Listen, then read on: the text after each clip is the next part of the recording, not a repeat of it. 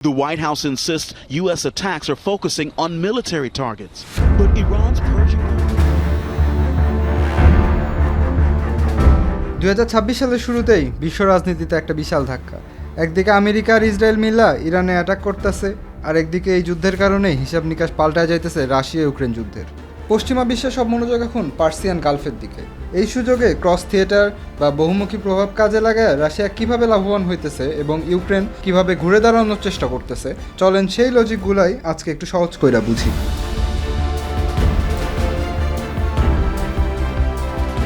প্রথমত, ইউক্রেন এখন একটা বিশাল বিপদে আছে।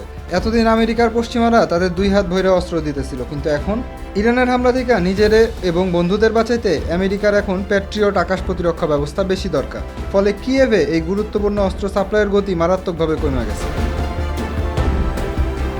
দুনিয়ার সব নিউজ চ্যানেলের ব্রেকিং নিউজ এখন ইউক্রেনের দনবাস ছাইরা পারস্য উপসাগরে চলে গেছে। আন্তর্জাতিক নজরদারি কমে যাওয়ায় এই সুযোগে রাশিয়া তাদের সাইবার হামলা বা হাইব্রিড অপারেশন বহুগুণে বাড়ায় দিছে। অর্থনৈতিক দিক দিয়ে এই যুদ্ধ রাশিয়ার জন্য আক্ষরিক অর্থেই একটা লটারি। মধ্যপ্রাচ্যে যুদ্ধের কারণে তেলের দাম এখন আকাশ ছোঁয়া। রাশিয়ান তেল যেখানে ডিসেম্বর মাসে ছিল $40, সেখানে যুদ্ধের পর বাইরে গিয়ে দাঁড়াইছে প্রায় $70 থেকে $100।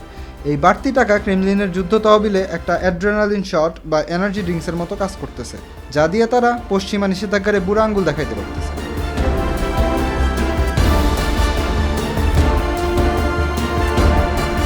মধ্যপ্রাচ্যের তেলের জাহাজগুলা হরমুজ প্রণালী নিয়ে টেনশনে থাকলেও রাশিয়ার তেল এশিয়াতে যাওয়ার পথে এই রুট পড়েই না। ফলে এশিয়ার দেশগুলোর কাছে রাশিয়া এখন আরও নির্ভরযোগ্য তেলের সাপ্লায়ার। যেমন খুব রিসেন্টলি জানা গেল রাশিয়া থেকে 30 মিলিয়ন ব্যারেল তেল কিনতেছে ইন্ডিয়া। এই তেল কিনতে যেখানে আগে ডিসকাউন্ট ছিল $10 বেশি, সেটা এখন $4-5 নামছে। একসময় রাশিয়া ইরানের শাহেদ ড্রোনের উপর মারাত্মক নির্ভরশীল ছিল, কিন্তু এখন গেম চেঞ্জ হয়ে গেছে। রাশিয়া নিজেই এখন এই ড্রোন বানানো শুরু করে দিছে। তাই ইরানের ভেতরে যুদ্ধ বা অস্থিরতা চললেও ইউক্রেনে রাশিয়ার ড্রোন হামলা কমার কোনো চান্স নাই। উল্টা এখন রাশিয়া ইরানের সাহায্য করতেছে। বিভিন্ন রিপোর্ট থেকে জানা যাইতেছে মধ্যপ্রাচ্যে মার্কিন ঘাঁটির স্যাটেলাইট ছবি ও গোয়েন্দা তথ্য রাশিয়া এখন ইরানের দিতেছে। অবশ্য এই যুদ্ধ যে রাশিয়ার জন্য সব দিক দিয়েই সুবিধাজনক তা কিন্তু না।